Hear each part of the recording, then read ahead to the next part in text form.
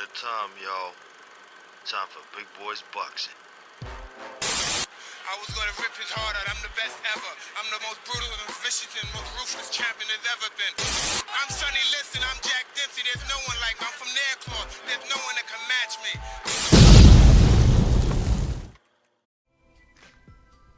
What's up, team? Hope everybody's doing well and enjoyed the weekend of boxing that has just gone.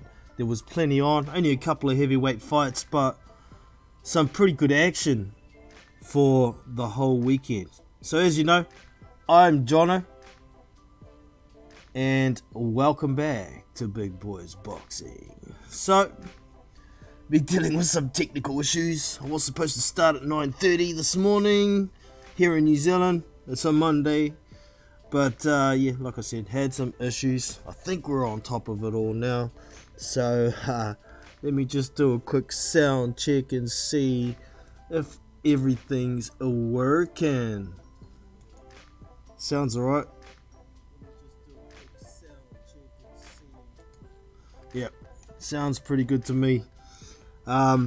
So a little bit to get through, but as you can see in the title, Tony YOKA turns yellow. He pulled a Chris Colbert at the end of the fight, but you know, that first round, I think, against Martin Bakole, he got put down, and ever since he got tagged with that big shot, he didn't look happy about it when he was down on his knee. From then on, he was a different fighter. He was scared of Martin Bakole. I mean, Martin Bakole was a little bit out of character. His hands looked fast. His jab was decent. We always knew he had heavy hands anyway. But wow, what a performance from Martin Bakole, even though he was well overweight.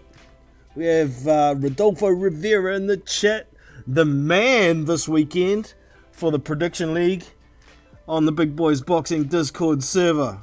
He picked 2 exact round knockouts. He picked the Jaron Innes second round stoppage. Gets 10 points for that. And what was the other one, Rodolfo? I can't exactly remember the other one. Oof. Oh, the Jamal Charlo 10th round knockout of Brian Castano. He picked that one as well. 10 points for that. He also got some other ones right with the Sergey Kovalev decision. I haven't even gone to add up the points yet. I'm going to be doing that a little later this afternoon. But Rodolfo, you are the man. You're just leaving everybody well behind in the Prediction League at the moment. He's looking to take that $75 New Zealand at the end of the year, but there's still a long way to go. So hopefully some of us can close the gap a bit on him.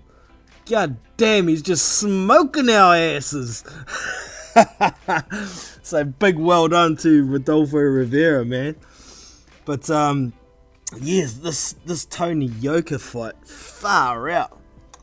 I did a live commentary stream for it, and I'd like to say a big thank you to everybody who popped in to say hello on that one. We had 4,500 people jump in while it was live, and another 3,000 watch it on archives. So big thank you for everybody who dropped in, picked up a good 25 subs as well. So I'm pretty wrapped with that stream.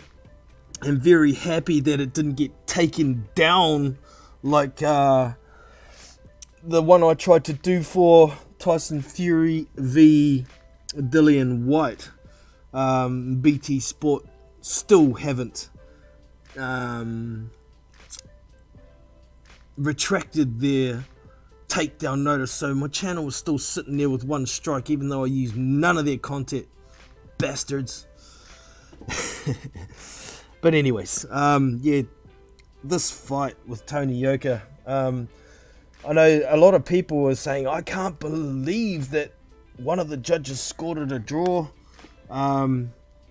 personally, I thought just with the boxing and the jab and the clean shots that Tony Yoka was landing, it was close to a draw. I think I scored it either a draw or 95-93.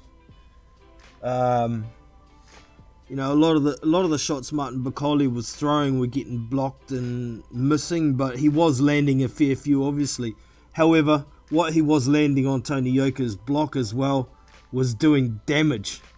So, and like I said, Tony Yoka seems scared after he got put down in that first round. So, and that in the last round, running away like he's won the fight made me think, how much has he paid the judges? You know, boxing like he'd won at the end. He needed to do something, but it was obvious whatever he landed on Martin Bakole was having absolutely no effect on the big fat man. I'd like to see Martin Bakole get his weight down to around 250-ish so he can move his feet a little more. He looked like he had concrete boots on in that fight, but a big congratulations to Martin Bakole. I don't know anybody who was picking Martin Bakole to win that fight. Not a single soul. I never saw anybody. I had picked Tony Yoka by decision because I knew Martin Bakole had a really good chin. You know, a lot of people say, but look at the Michael Hunter fight. Yeah, I did look at the Michael Hunter fight, and Martin Bakole had a shoulder injury for the last 2 rounds, and the fight got stopped while he was on his feet. Pretty much because he was getting tagged up and couldn't defend himself, couldn't hold his right arm up. So I don't put a lot of validity in that stoppage loss to Michael Hunter. And as we know, Michael Hunter looked like absolute gash in his last performance against Jerry Forrest, who got beaten soundly by a 41-year-old Kubrat Pulev this weekend. It was a performance. I won't say it was a spectacular performance because he still did look old, particularly early on when he was fresh. I think Rodolfo was in the fight party. We were watching it and we were talking about it. Rodolfo says he looked like he had aged in that fight, and I do believe he did age as well. But he had enough skill. The jab was the telling factor for Kubrat Pulev. It was good to see him back using the jab, his best attribute, which he absolutely threw away when he fought Anthony Joshua. He was not using a jab whatsoever. He was fighting like he's just trying to show how tough he was and that he could scrap as well. It was a real dumb plan for Kubrat. But in this fight, I scored it 9 rounds to 1. I think Jerry had I think it was the second round or the first one of them. It was a close round. There was a few close rounds early on from 1 to 4, but I think Pulev was doing enough to win those rounds. But from round 4 through to round 8, Jerry Forrest looked like a teeter-totter toy. You know those kids' toy that have a round bottom and a big weight in it, so you tip it over and then they stand back up. At times he was stumbling around like he was going to get knocked out. And I was talking to Rodolfo, like I said, in the fight party on Discord, and I was thinking maybe there's a towel going to be thrown in here because Jerry was getting smashed up, man. But to Jerry's credit, dude's got to have one of the biggest hearts in boxing. He kept trying, and in the 9th and 10th round, he started coming back with his big slugger punches, trying to land on Kubrat Pulev. A lot of them were missing, and I think Pulev still won those last 2 rounds. But got to give Jerry credit for trying his darndest in that fight. I will open up the panel shortly soon. Well, actually, I'll go and get that link now and drop that. Ooh. Ooh.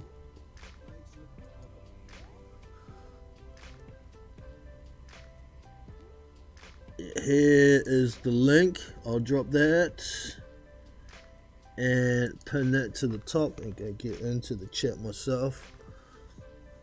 Where are we? Boom, I am in there, and I'll just better go and make sure the comms audio is turned on. Someone's in just a second, they won't be able to hear you yet. Where are we? Browser audio, no, we want comms audio. Enable. There we go. So, we have Mark in the house, formerly known as Unrivaled Boxing Talk. How are you today, bro? I'm good. How are you, Jono? Can you hear me okay? Yeah, I can hear you good. Hopefully everybody can hear you in the stream. If somebody would like to let me know, that would be awesome. Like I said, I've been dealing with some technical issues this morning. I think I'm on top of them, but we will see. Rodolfo's still there. Could you let us know if you can hear Mark for me, please? Hello, Rodolfo. So, pretty decent weekend of boxing, man. What was your favourite fight of the weekend, Mark? Honestly, undisputed, right? I thought it was the fight of the weekend. That's just for me. The 154 undisputed fight was immense. It was indeed. It was immense. I picked the 11th round stoppage. I was 1 round off in the prediction league. You know, up until like he dropped him, it felt like he was never gonna go. It felt like his chin was made of titanium. Do you know what I mean? I was like, what on earth is this dude's chin, man? Yeah, man. I had a fight party on Discord and we were watching it and talking about it, and I was thinking, oh man, he's not gonna stop him. I'm not gonna get even the second half points in the prediction league, but I thought Jamel was starting to win rounds consistently, like from sort of sixth round on, but they weren't dominant rounds or anything like that. I thought he was just doing enough, landing enough counter punches, looking good enough, and still being fairly defensively responsible. But once he landed that uppercut, then the left hook, and Castano went down, the first time I said straight away, oh, I think he's just about done. He does not look good. And sure enough, once he got up and got tagged again, it was all over. But wow, it was an intense fight. And did it go anything like you expected, Mark? Well, no. Near enough, because I thought Jamel was going to win on points in a very close fight, but where he would get one knockdown, right? But Castano didn't finish out after that knockdown, right? Yeah. So, yeah, that was the one thing I thought would be different. Yeah. But the fight itself was very kind of how I thought it would go. I thought Castano would work a little bit harder early on. He took a couple rounds to get going. Yeah. It was good to see just Castano using his jab a little bit more than he did last time as well. It was a lot more effective.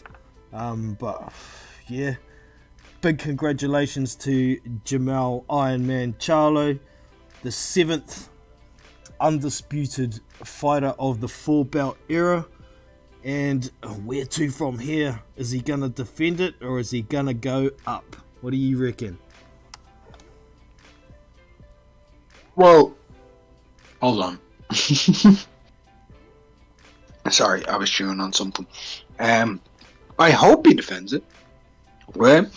Because too many guys, they decide to move up. I would love to see him, because with the record he has right now, Jono, and being a 4-belt champion, and the fact that the division is just shy of 60 years of age now, I would personally like to see him try and go after becoming the greatest junior middleweight of all time.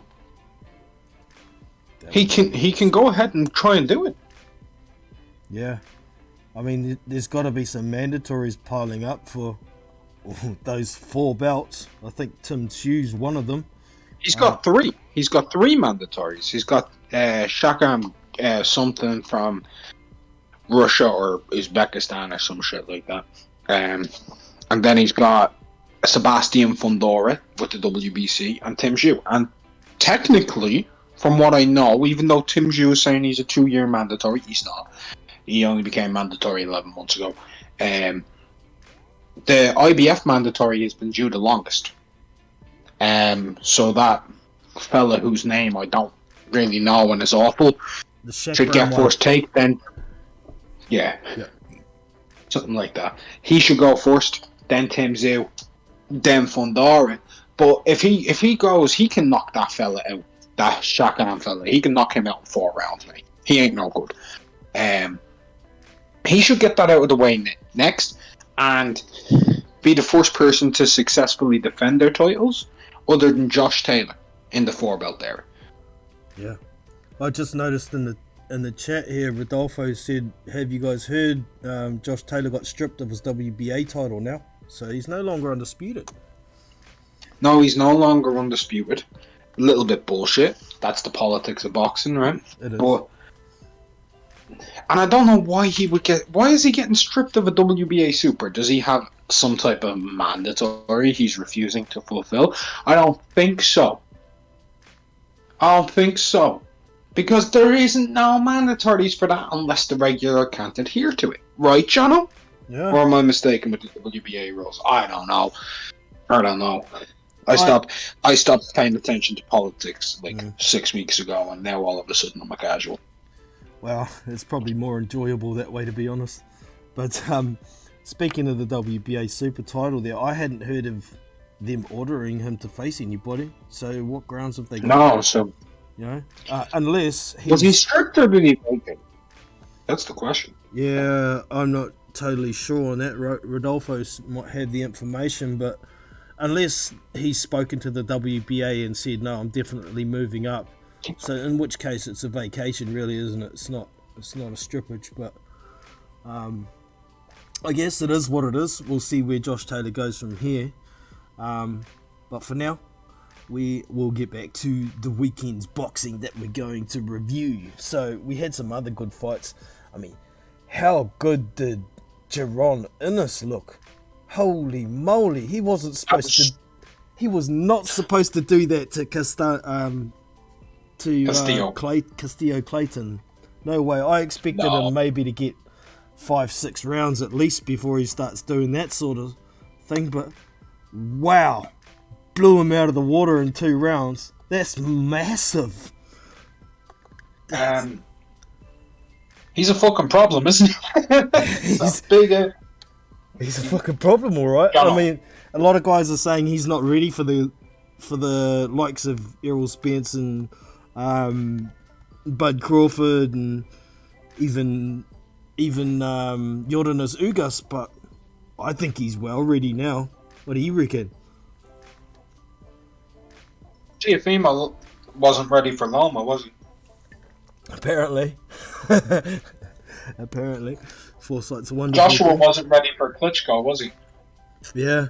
So, we'll see what happens, but I honestly can't see Al Heyman putting him in there with Errol Spence or anything like that.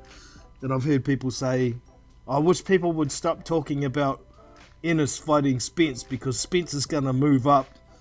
And I was instantly thinking when somebody says that, so why is he moving up? Is he trying to swerve Bud? But I definitely think, I don't know. Yeah, I definitely... But what I do know is... Yeah, shoot.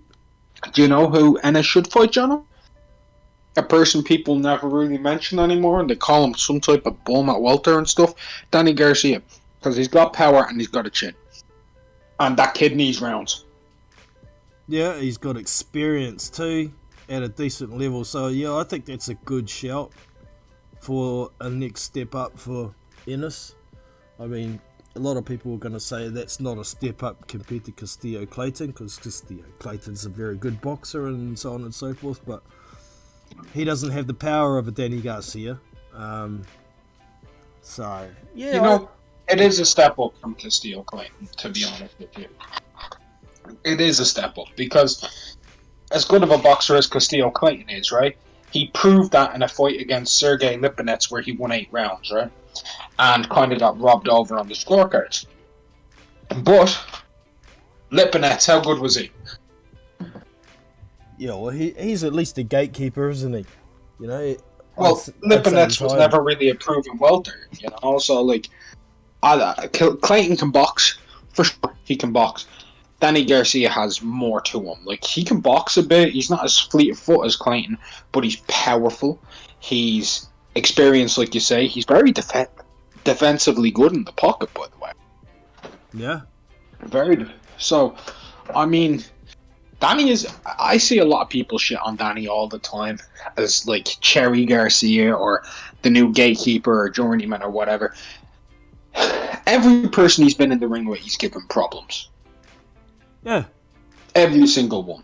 So, and I have respect for him. Win, lose, or draw, he's built a hell of a record, right? Yeah. And he comes to fight. He doesn't come to survive. So, you know, he comes to try and win. You got to give the dude credit at least for that. Maybe he's not going to be a world titleist at welterweight again, but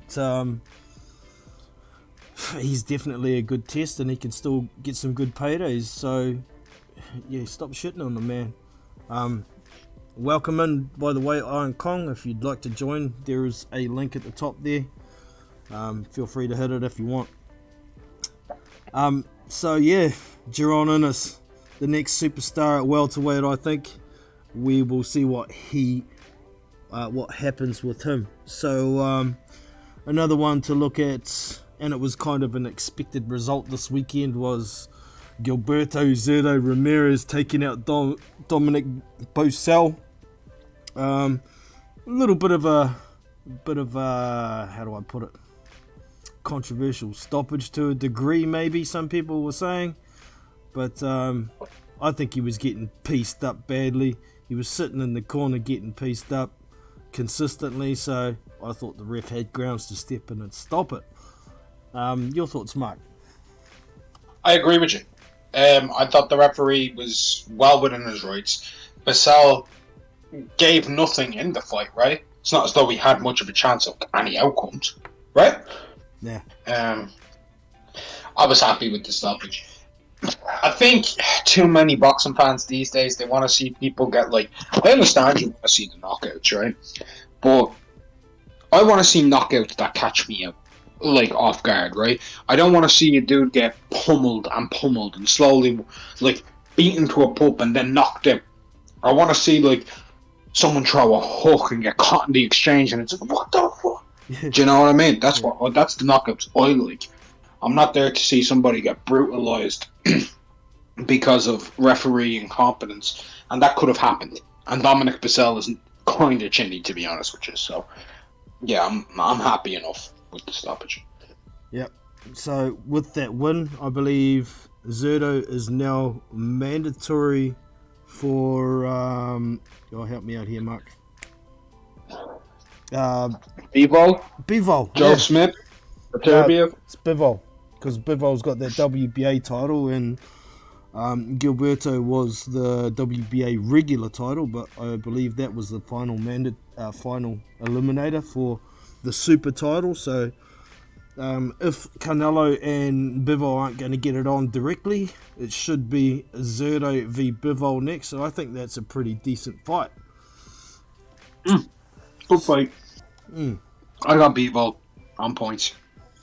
Yeah, I'd probably go the same way as well, but I think there's going to be some problems there as well, because Zurdo's very long. He's got a good body shot, good uppercuts, but the question for me is he going to be able to get in close enough to throw those uppercuts? He might have some success with his long. Is he southpaw? He is, Gilberto. I think so. Yeah, I think he's southpaw, so I think he'll have some success with his long straights to a degree, but Bivol's footwork and defensive prowess, I think, is possibly going to cause some problems for Gilberto. We maybe even see Gilberto gas a bit later on, which we don't usually see from him. So, it'll be interesting. I just think I just think Bivol half parries and parries will like just be too much on the defensive end. Yeah, agreed. All right. Another one we saw on the weekend was Sergey Kovalev's debut at cruiserweight against Tervel Pulev. Yeah, I mean, it was interesting to see how Kovalev goes for me. He didn't seem to be trying to knock Pulev out with his straight right. He was working a lot behind the jab, slipping a lot of shots, and I thought Pulev showed a inability to make any kind of adjustments. Later on in the fight, it looked like he was fighting just to not get knocked out. But yeah, you saw that one, did you? Yes, sir, I did. And do you know what I seen?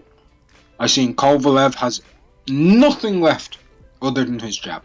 He's got a great jab, solid feet, but there was no maybe it's the ring rust or the age, who knows. But he's got the jab though. He's got one of the best jabs in the whole sport, and he has done for a decade.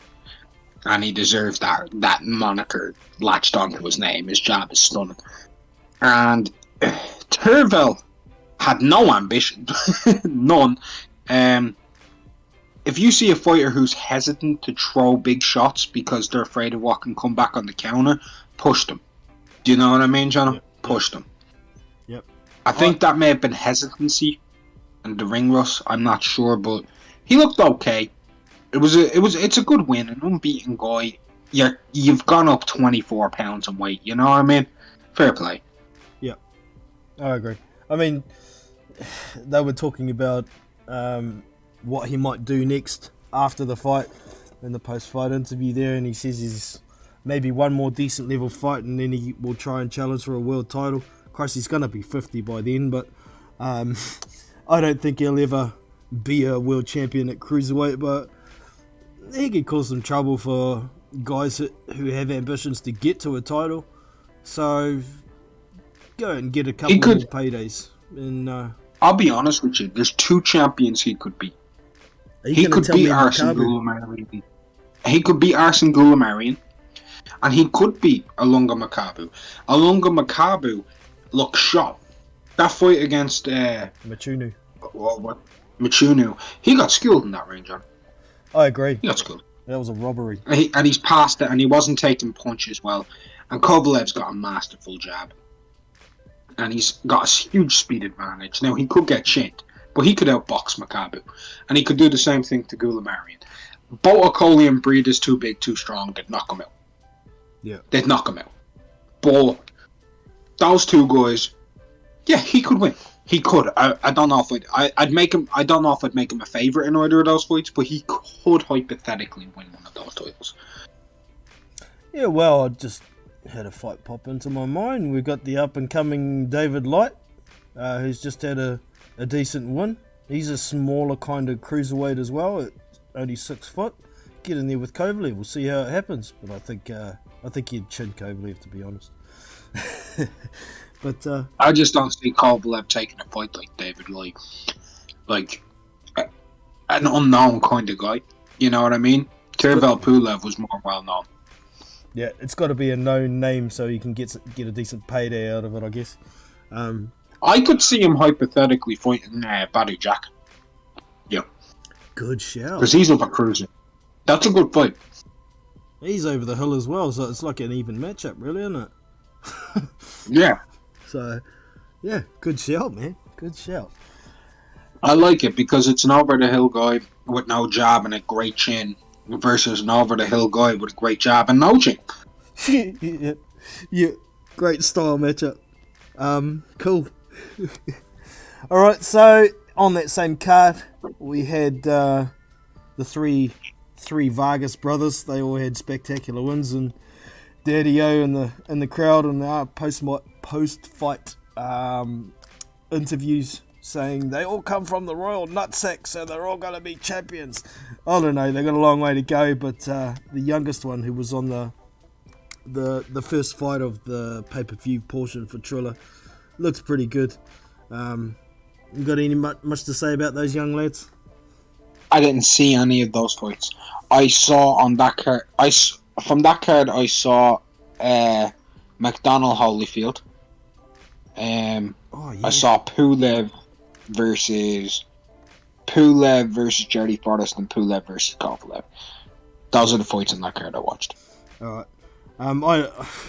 It was almost torture watching that card, I tell you, with these rap battles that went on forever, and then a massive delay with glove issues for Pulev and Forrest. But that Evan Holyfield and the fighting electrician, that was very unexpected. But what a knockout! What was his name again, Mark? The other guy? McDonald, I think. McDonald. Yeah, well, he looked like he was losing the rounds only by a little bit, maybe. But then Evan stuck that lazy jab out there, and McDonald came over the top with a right hand and sparkoed the kid. That was wow. In the fight party, I was like doing my best imitation of Smokey from Friday, going, "You got knocked the fuck out!" That was so unexpected, but it was awesome. Those are the kind of knockouts. It was great to see. Yeah, those are the kind of knockouts you were talking about, eh? Unexpected, come out of nowhere, and that's exciting shit that we want to see, man. Do you know what that was like to me? And you may remember this, John. That to me was just like when Marcellus Wilder got absolutely fucking steamrolled by William Deeks. That's right. Yeah, puts a smile on everyone's dial, except I imagine old Evander in the crowd wasn't smiling too much. But it'll be a valuable lesson for Evan. He's going to have to sharpen up, not underestimate low-level opponents. And I don't really know how good Evan Holyfield was in the first place, but he's sure got to improve if he wants to go anywhere. So, it is absolutely. What it is. Yeah. But moving on to the Kubrat Pulev and Jerry Forrest fight, I'd picked Pulev to stop Jerry in, I can't remember, it was 7 or 8 rounds or something like that. That's a brave pick. Well, I don't think it was too far off. You know, I was talking earlier in the stream about how Jerry was looking between rounds 4 and 8. I was worried there was going to be a towel thrown in that one. But, boy, has that dude got a heart. And can we say something real quick? Go for it. You know, it. to everybody out there who's like said Kubrat Pulev's just like some type of bum and he was never really a top 10 heavyweight or anything like that. This man at the age he's at put separation between himself and Michael Hunter, to be honest with you, on recent form. Big time, didn't he? Big time. We've got Dusty Storm in the house. Welcome, newcomer to the chat. How are you, man? What up? What up? I'm pretty good. And yourselves? I'm great. So yeah, just getting into this Pulev fight. You want to give us your opinion on Pulev v Forrest, man? I actually was in when you guys were talking about the Bukoli fight. I think. Were you guys mentioning the Bukoli fight? Yeah, well, I was talking about it earlier. I was going to get to that one after this one. So, did you see the Pulev and Forrest one? No, I didn't see that one. Okay, we'll come back to that one in a minute. Then the Bukoli and YOKA one, because I want to get everyone on the panel's opinion. Also, like to welcome in Greg. Hope you're well. Another newcomer to the channel. We'll get to you in just a moment. So yeah, this Pulev Forrest fight, I thought it was. The first 4 rounds were quite close. I thought Jerry was landing some good shots here and there, and Pulev was working behind his jab and landing some good shots of his own, and I thought he was just landing enough to win most of those first 4 rounds. I think there was one in there that was very tight, and I gave to Jerry. But between rounds 4 and 8, he was like a teeter-totter toy. He could have got pushed and he would have fallen over, but came back in the last 2 rounds to try and still lost the last 2 rounds. But Pulev, you know, he's at a level. He's old, and I think any of the legit top 10 at the moment would still cream him, but yeah, it is what it is. I don't think he'll get to another world title. So, Greg, did you want to say anything about the Pulev v Forrest fight before we move on?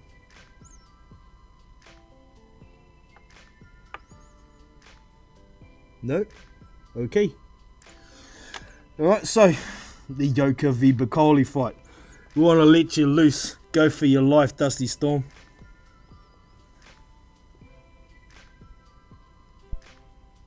Man, this man came out there. I really, off of studying them fighters and studying Bacoli, I didn't expect him to come in there and just all around just clobber this man and just dominate. He beat the shit out of him really for the most of the whole fight. And I don't know what the hell the judges were seeing. I don't know what the judges seen, you know, with that tight scorecard, but with his knockdowns and everything, I'm just like, damn, I didn't see it coming like that. I don't think anybody did. We've got you now, by the way, Greg. We can hear you now. Hey, big boys. Yo, we got you. Oh. Hey, Iron Kong, man. Hey, why this thing using my government name, man? I'm out here trying to be incognito in this month. Hey.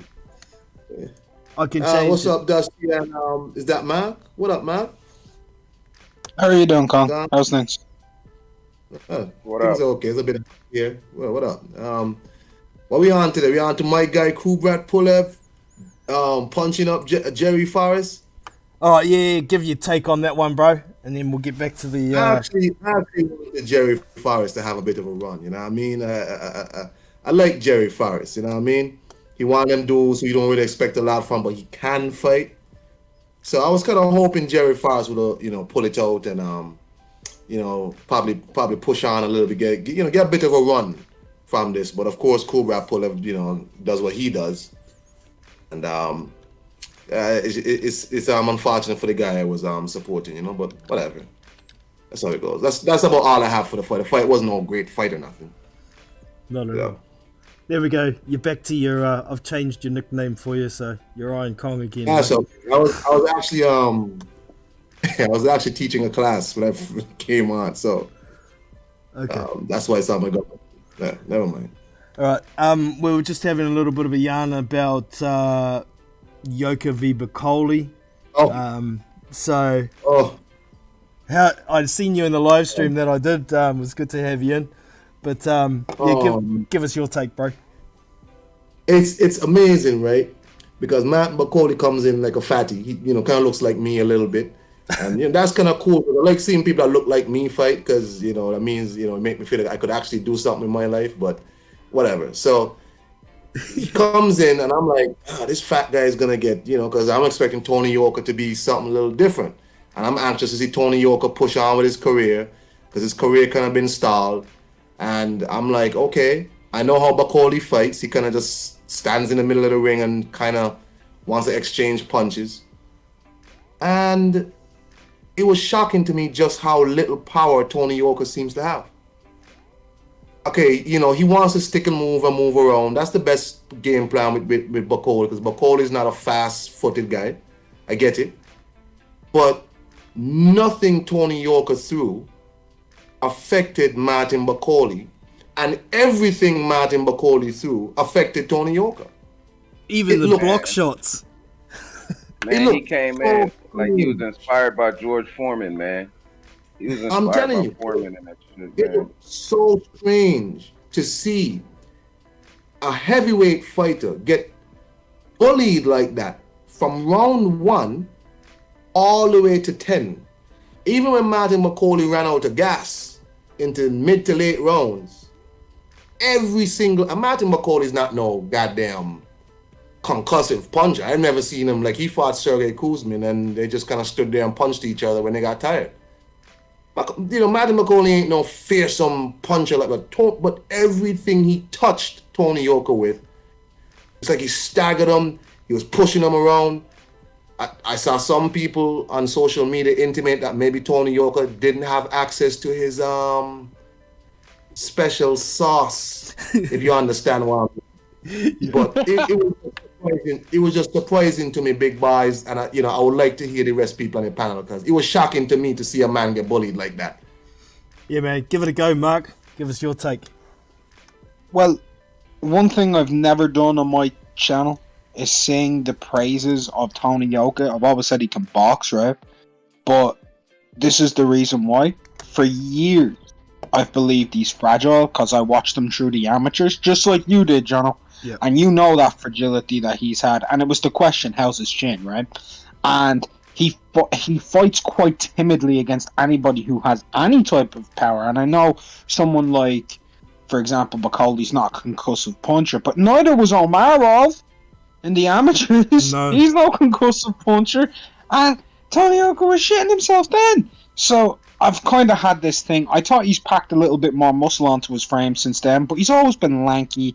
His legs quite slim, no real solid base. I seen him get bullied in the Olympics, rob his way to a gold medal. Honestly, he lost to Hrgovic and to Joe Joyce. It's just one of those kind of things. I never had faith in him. I thought he was kind of a glorified gold medalist, and that's what we've seen. And unfortunately, in the heavyweight division, you need to put some mustard on your damn shots. Don't just pity pat a 275-pound man. Don't just pity pat him. He'll clobber you. And Bakoli had zero respect for him. Sensed that Yoka was somewhat timid, and just threw hooks at him. Just threw hooks and hooks and hooks and beat the brakes off him.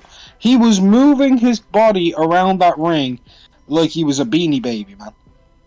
Like he was a Beanie Baby. Fair play to Yoka for, making it the distance. But when people turn around to me and say, oh, well, he showed lots of heart and whatever, I'm like, what about in that last round? Was that a fighter who was showing heart? He did nothing. He was just happy to go the distance and hope for the robbery. Man danced around, Mark. Danced around. Dude was just trying to get... The fix was definitely in. The fix was in. Yeah, well, I was saying that on my live, man. I was like, why is he doing this? Is he knows he's paid the judges enough to try and get away with the robbery here. What's going on? They almost did, man. You see how tight they had the card? Yeah, majority decision the on fight that. almost. The judges had the shit scored damn near fucking even, man. Almost even. Like they tried to rob the man. They did. They tried to rob him. I gave Yoka one round, and I thought I was nice giving him one. Yeah, live, I gave him more than that, but I was being a little biased probably because I had money on Yoka. I was trying to pick everything I could. I'm so sorry. I'm so sorry, man. It's no biggie. It was only a $5 bet, It's no big deal. I still came out on top on the weekend, but man, yeah, they did try to rob him. Sorry, one of the things that I'm with a jab. Where you go ahead, Cole? Dusty. My bad, man. Go ahead. I'm saying, Bakoli, man, he started off good with his jab and just clobbering this man. It was like some fucking Donkey Kong or some shit, man. It was honestly, it was almost like he was inspired by George Foreman, man. Honestly, in those beginning rounds, it was just like, what the fuck is going on here? I didn't see this happening at all. I definitely didn't see it going like that. Well, also, Shout man, out to that man. how quick did Bakoli's hands look? I thought he looked way quicker than usual as well. It's like, how can a man who's 30 pounds overweight be that much quicker than when he's more in shape? Doesn't make any sense to me. So what's he been up to? Has he got access to special juice? I don't know, man. I'm just saying, Tony, when people, like what Mark said just now about people saying he showed heart, that wasn't no heart, bro. You let this man basically. Okay, it's not like it was a good fight and maybe you just got outboxed, right? You got outboxed. Nah, this dude just basically he was punching him and talking to him in the ring. I saw Matt Bako looking over and talking to Tony Yoka's corner. It was just like, what's happening here? Like, what? You ain't showing no heart. Martin McCauley beat the heart out this man from the first round. Just it's like he knew what he was up against. Oh, this guy's not gonna lay down. Oh, he not I gonna think he back up. sprained his ankle too. He fucked up something on his foot. Hey, Martin McCauley punched him in the mouth and he sprained his ankle. Oh yeah, I saw it. Yeah. Broke his nose, fucked up everything, man. He just got an old-fashioned, good old ass whooping. Good ass whooping. You know when you're that guy who think you this and you think, and you run into that one dude who really not scared of you, he not impressed with you. You know, he not worried about none of that you talking about. That was what happened last night. Martin McCauley went to France, and he was like, "Yeah, man, you know, whatever. I'm here to take my belt off, and I'm gonna give this to you because you need some discipline in your life." And it was just embarrassing to watch this man go through that because, again, nothing he threw troubled Martin McCauley. How could you? And I'm saying any other heavyweight would at least made Martin McCauley respect him. Martin McCauley didn't respect this. He was just walking towards this guy, and Mark was just throwing hooks. That's it. He was like, "Oh, I don't respect it. Oh, I don't have to worry about nothing coming back. Watch this." Yeah, and that was the fight. Michael Hunter, a 6'3", converted cruiserweight, got more respect from Martin McCauley. That's saying something. So I'm just looking. You know what, Joe? Yo, I'm just like thinking to myself like about it, and it's quite sad really because how many heavyweights actually get beat up for 10 rounds this badly? Not many. Especially not the favorites. Even worse, for 10 rounds. How many Olympic gold medal heavyweights have been beaten up like that? 0. Oh, I don't know. I know, Joe. Audley Harrison has been beaten up like that plenty of times, Jonah. Yeah, but not for 10 rounds. Oh no, man. Those Michael Sprott fights were rough. Oh, that's funny. That's funny. He just treated him like a little boy, man. He was just like, man, this little dude's a little kid. I'm going to go in here and I'm just going to maul him. He got mauled. And then he just started running, and then I like the way Bacoli, once he seen the way this fucking Yoka just kept staying all the way back and all this shit, he just stood right there in the middle of the ring like, man, are you going to try to do something or what? You going to come fight me? You going to do anything? And he just kept just standing right there in the middle of the ring. And sometimes I think the refs should take a point for all that standing around, running, not trying to engage at all, not trying to do shit. It almost like it was the Rigondeaux effect. True that. I'm just looking at Boxer because I didn't know Tony Yoka's alias. It's Le Conquet, I think how you say it in French. Does anybody know how to say it? No, Le Conquet. Le Conquet. LACON QUETE. So it's a French word. I think it's the Conqueror in French. No, it stands for the pussycat. I was going to say, does anybody know how to say yellow in French? Because they were all yellow. He's a pussy. Straight up pussy. As soon as he got tagged in that first round, he turned into a pussycat. And he got what he deserved. So, yeah, big ups to Martin Bacoli. Let's get Martin Bacoli in the ring with Filip Hrgovic, man. That was a fight that we should have got anyway. Damn right. I'm wondering whether this Zhili Zhang fight's going to be rescheduled since it was ordered. But, yeah, I'd rather see Bacoli v. Hrgovic. Winner versus Hrgovic. All I know is Bacoli's price just went up. And the way Sky Sports is spending right now, it looks like they have an unlimited chest of money somewhere, and they might throw a big bag at Martin Bacoli. You never know. They should throw Bacoli in there with Andy Ruiz. Whoa, what is he doing? Oh, he's going to fight Luis Ortiz. My bad. Yeah, he's got August 13th. He's got Luis Ortiz to deal with. I think he'll get past him, but... so excited for that fight. So excited. Yeah. Big fight. Yeah. Oh yeah, it's literally big. It's literally big. The only issue now is that I have to bear Billy Nelson for a while, because Billy Nelson's, oh man, he's gonna be insufferable.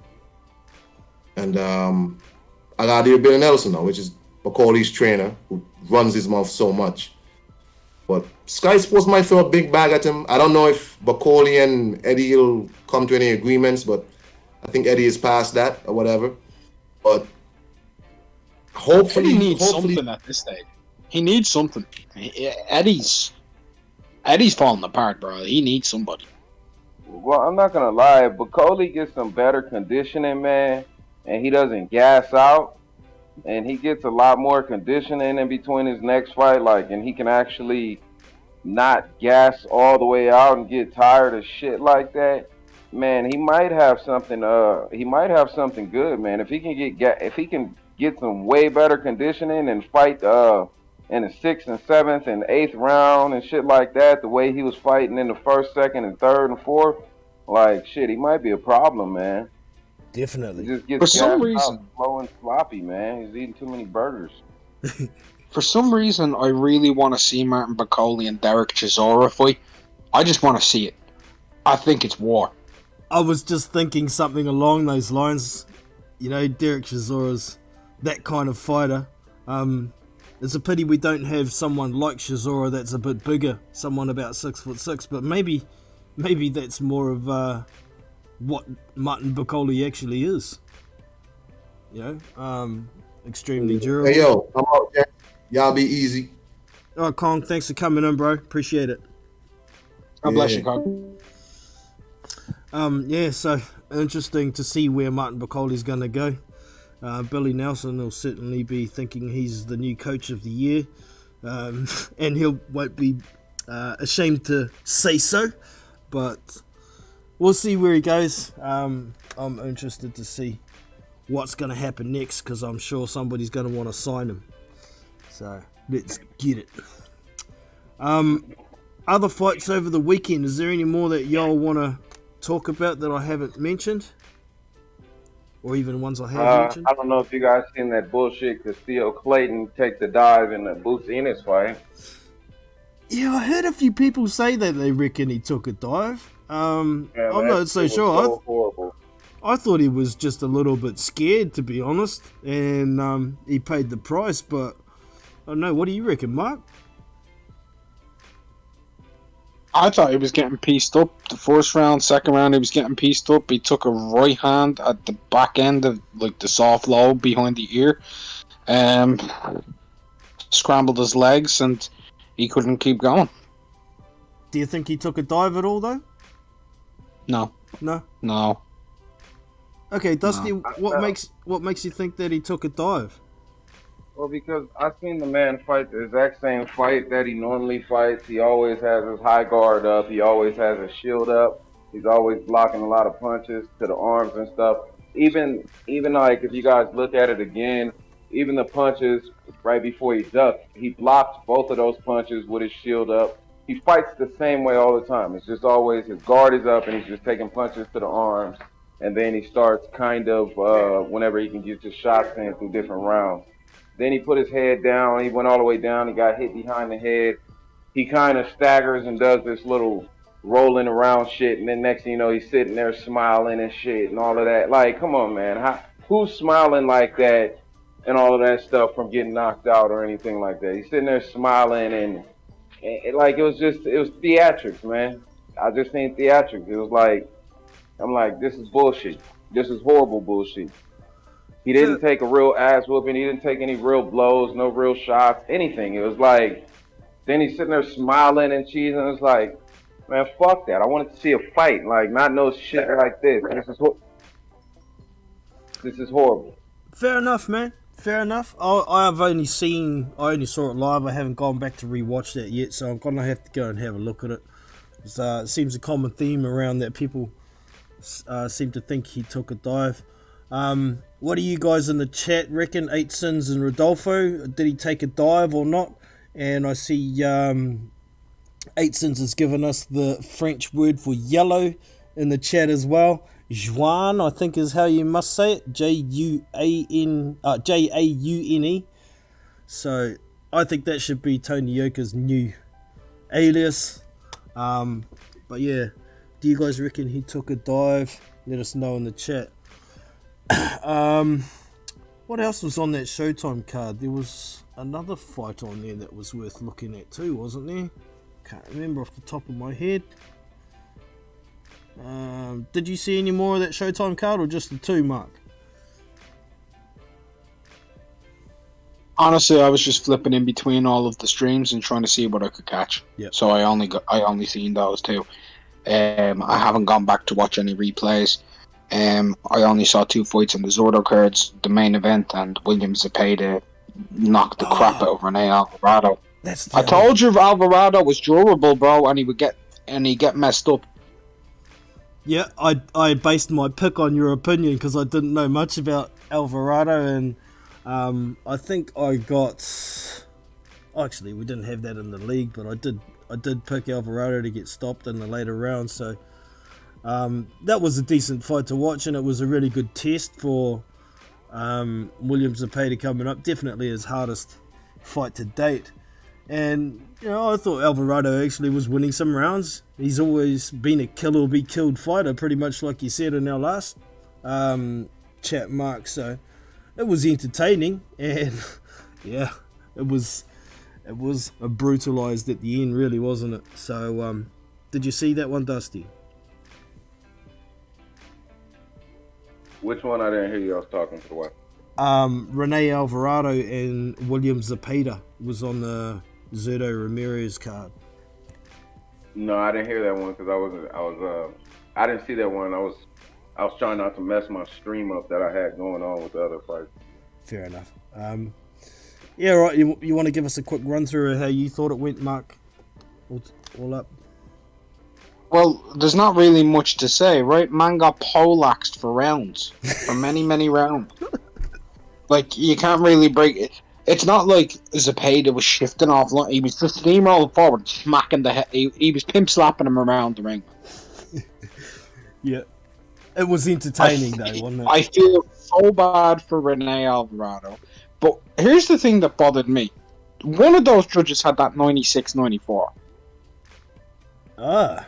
So they had Alvarado winning 4 rounds. I thought he maybe won 2, but that's at a stretch. I gave him 2 as well, and they were swings. Yeah. So a lot of volume in that fight for both guys. Alvarado once again showing his chin, right, Jono? Yeah, man. But one thing it really did show off was the punch power of Roger Gutierrez, because Gutierrez did more damage to Alvarado than William Zepeda did, and that was at 130. And Roger Gutierrez is one of the champions at 130, so he needs a bit more respect put on his name. True that. Phil Cole Roberts has joined us in the chat along with Jason Bourne. Good to have you in, team. Still haven't seen anybody comment whether they think Castillo Clayton took a dive. Let us know if you do or don't. Yeah. So I'm gonna go ahead and subscribe, man. I gotta hop off right now, but I'm subscribed to your channel and stuff, man. Thanks for popping in, Dusty. Appreciate the sub, and welcome back anytime, man. Sorry, y'all. Have a good one. Sweet. Yeah, so I think we've pretty much covered all the fights we're talking about over the weekend. We've got a couple coming up this weekend that I'm aware of. The Joshua Boazzi and Craig Richards fight. This should be a bit of a decent watch. It's a good fight, yeah. There was another one. David Benavides and David Lemieux. I think that's pretty much going to be a foregone conclusion, but still should be an entertaining fight. It's going to be all action, that's for sure. Anything else you can think of that's coming up on the weekend that you're aware of, Mark? Well, the first thing I'll say is I don't know how much of a foregone conclusion Benavides and Lemieux is, because Benavides doesn't have good defense, and if there's one thing you don't want to not have against David Lemieux is the ability to defend. Ooh, yeah, never thought of it. He hits hard. He hits really hard, and he's dangerous. So I think that is a really risky fight. As old as he may be, as chinny as he is, he still has one punch KO power. So, good luck to Benavidez, because he takes punches from everybody, and that Ronald Garril punch still lives in my brain. Yep. But as far as other fights go this weekend that I may be interested in, I'm interested in Ionut Baluta versus Brad Foster. Baluta's a good fighter. Brad Foster's the home fighter in the name, but that's a tough test for the lad. I'm also interested in Fan Long Meng versus Jean Pascal. Oh yeah, that's a good fight. But just to step back, what was that other fight's weight that you were talking about? Well, it's Ionut Baluta versus Brad Foster. That'll be at 122. 122 pounds. Okay. Baluta, in his last fight, lost a majority decision to Mick Conlon in a very close fight. Ooh. And he knocked out David Oliver Joyce. He beat TJ Dehaney over 8 rounds. His record says he's only 14-3, and he's not a big puncher. But stopping David Oliver Joyce, beating TJ Dehaney, and having a very close fight with Mick Conlon all back to back stands that he's a solid guy. Okay.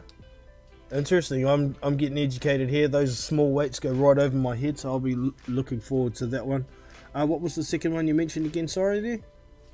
Fan Long Meng versus Jean Pascal. That's right. Yeah, I do know those guys, and that will be an interesting fight. Both guys come to win. Nobody's going to be laying down on that one. That'll be very interesting. I'm also. Go ahead. No, where you go. I'm also looking forward to Johan De Hoppe versus Zan Kosabutsky. Oh, I didn't even know that was on. Okay. That's next weekend, isn't it? It should be. Yeah, I didn't even know it was on. Zan Kosabutsky, up-and-coming prospect. We know all about Johan De Hoppe. How much is he going to have left? Zan Kosabutsky is a smaller heavyweight. Or am I thinking of the wrong guy? Let me have a look here. Johan De Hoppe.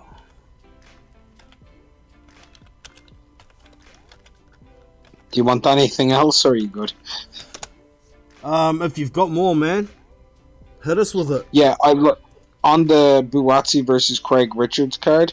Robbie Davis Jr. and Javier Molina are fighting, and I think that's a very good fight. Javier Molina is a pretty solid guy. He's decent. He's beaten Amir Rahman over 8 rounds. Okay. He's beaten Hiroki Okada. Jesse Rahman, he's lost to guys like Jamal James and Jose Pedraza and Jesus Ramos. But him versus Robbie Davis is a very close level fight. Very close level. I think it could be fight of the night on that card, to be honest with you. Davis Jr. versus Javier Molina, and it's going underappreciated on the Buatsi Richards card. Alright, team, so you've heard it here on Big Boys Boxing. Some really good fights to look forward to from one of the most educated boxing commentators I know, and Mark from Unrivaled Boxing. So yeah, I've got Zan Kosabutsky's profile up. He's a 6'3" southpaw. He's 17-0 presently with 16 KOs, but the level of opposition he has faced so far isn't that great. So this will be a little bit of a test, but at the same time, Johan De Hoppe's definitely coming towards the end of his career. He's been stopped a few times now. He's 41 years old, so basically a Kubrat Pulev pretty much, but a slightly less skilled version. Same height, pretty much a little bit longer reach than Pulev, but it will be interesting. Where's this event going to be broadcasted? Let's see. Germany. It hasn't got a listed media on Box Records yet, so we have to see what happens later. No, they don't normally give us listed media until the night of the fight. Yeah. For those German cards, so. We'll see what happens there. But, yeah, a couple to look out for, and no doubt I'll do some videos or a stream later on in the week when we can get more information about what's going on. Maybe a Thursday stream or a couple of videos, so look forward to those. I came more prepared for you today, Jono, than last time because I didn't think you were going to ask me about the following week's fights. So I said, you know what? Next time I go onto a stream, I'll make sure I've checked a couple weeks ahead. Good on you, man. I do appreciate it. You got the memory from hell for starters, that helps, but you definitely got the knowledge as well. So yeah, do appreciate it. My memory's starting to get a little faded. I guess it's age, I don't know, or too much stuff in my head, one or the other. But either way, it's much appreciated. So that's about us for today. Thank you very much for coming in, Mark. Always welcome and always appreciated. And everybody in the chat, it's a pleasure to have you in. Joseph, Phil Cole Roberts, Iron Kong jumped in on the panel for a little bit, along with Dusty Storm for the first time. Much appreciated. And we've got Jason Bourne in the chat as well. And the infamous Rodolfo Riviera. Far out. How am I going to catch him in the prediction league now? The man is just too good at picking the rounds of these KOs. Anyways, any final words, Mark, before we take off? Always remember when you go water skiing to bring a towel. Can't knock that advice, man. Can't knock that advice. So that's us for today. I hope you've enjoyed listening and participating with Big Boys Boxing. Make sure you get over and check out the Discord community. We've got a whole lot going on over there. We had a good fair few people in on watching fights and talking over the weekend. It was great to see. And get involved with the prediction league. It's not too late if you want to get in. And we will catch y'all next time. So take it easy. This is Jono from Big Boys Boxing. Mark from Unrivaled, and we are out. Peace. So that's us for today. I hope you have enjoyed. You can show your appreciation with a thumbs up and subscribe to the channel if you haven't already. Be sure to check out our Discord community where you can find boxing news, fight links, live streamed fights, and much more. So look after yourself and your family. I'm Jono from Big Boys Boxing, and I'm out. See you!